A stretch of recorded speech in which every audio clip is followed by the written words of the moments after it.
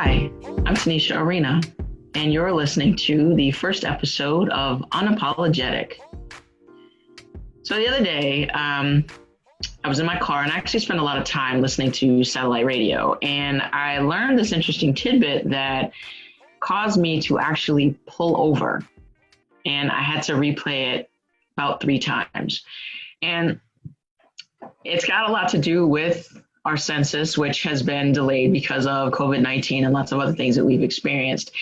And being a Black person in this country is a challenge, to say the least. But anyway, so the census happens every 10 years, started in 1790. And it's strictly a numbers game. And it's knowing the history and the context. And our founding fathers created this system where political power and wealth would be distributed based on total population count, just numbers. So that was fine in the North, but in the South, where to this day, in a state like South Carolina, Blacks outnumber whites by 8-1, the white people who owned enslaved people knew we've got to be able to count these bodies. If we don't, we won't get our legislation passed. We won't have adequate representation for the things that we need for the life that we live. Okay.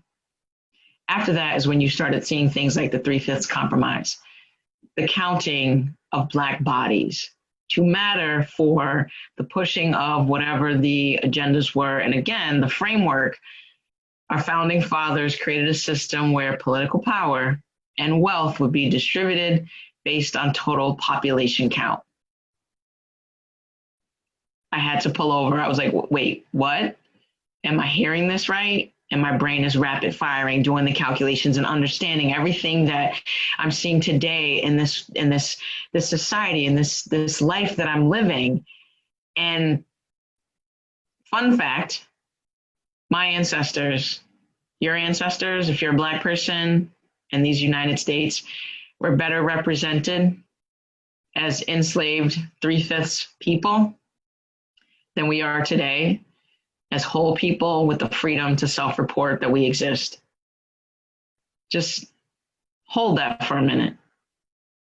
Better represented, enslaved, than free-ish.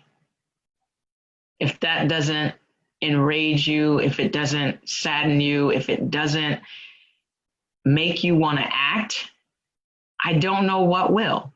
Because again, I was driving along, enjoying the content, and I had to pull over and replay it 3 times. And I took notes to make sure that I was really hearing what I was hearing. And these are factual things. We can look them up because the census at 1790, every 10 years. And then on top of that, in the 11th year, this is where the magic really happens. That's when, based on the numbers, district lines are redrawn and cut. And that's why ghettos are by design. Why everybody lives in a certain community versus not. That's by design, based on the data from the census, who lives where. So of course, if in this 11th year, if it's my job to control where these lines are, right, the districting and everything else, I'm going to lump everybody that supports my ideals and plans together so that when it's time to vote, of course it's going to pass. We're all together. And then in the other neighborhoods where there aren't the best resources, things aren't so great, the playgrounds don't even have swings, the roads are always filled with trash, well, I drew the line so that that's where everybody is. So I'm saying all this, we have to know our history and understand the importance. The thing that pained me the most, that made me so angry, was knowing that Black bodies have always, always, always had this special value in this country. It was built on our backs. It has generated wealth for lots of families that aren't Black, and it continues to perpetuate because we're not participating in the ways that are beneficial for us so that we benefit from our labor, from our bodies, from our experiences. Do your census.